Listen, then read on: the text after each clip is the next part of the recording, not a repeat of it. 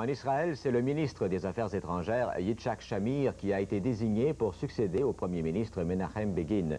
M. Begin remettra très bientôt sa démission officiellement au président de l'État, Chaim Herzog. Ce choix du comité central de la majorité doit quand même recevoir la sanction des autres formations de la coalition gouvernementale avant d'être entériné par la Knesset, le Parlement italien. S'il peut former cette coalition, M. Shamir poursuivra vraisemblablement les politiques nationalistes de M. Begin. Le président Reagan a ordonné l'envoi au large du Liban d'une flotte de bâtiments d'assaut et autres navires de débarquement avec au moins 1600 Marines à bord.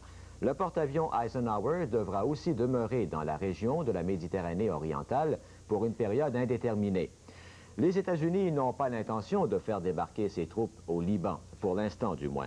Elles sont dépêchées pour prêter main forte aux 1200 Marines déjà en poste au sud de Beyrouth.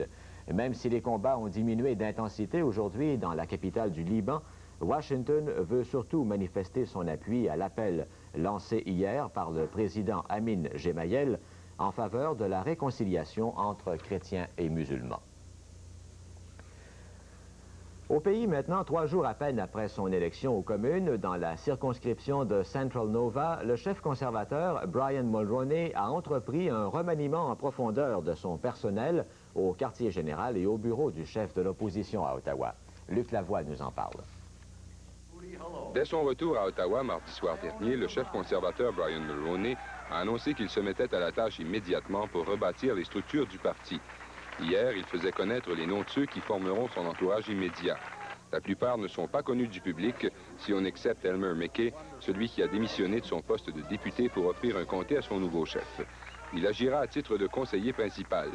On retrouve également un rescapé de l'époque de Joe Clark, Finlay McDonald, qui présidera une équipe chargée de préparer l'accession au pouvoir des conservateurs. Le quartier général du parti changera également de visage. La direction générale du parti a été confiée à Janice Johnson de Winnipeg. Mme Johnson est une conservatrice de longue date. Elle a été pendant un certain temps l'épouse de l'ancien premier ministre conservateur de Terre-Neuve, Frank Moores. Mme Johnson sera secondée dans ses fonctions par Gisèle Boivin-Morgan, une Québécoise.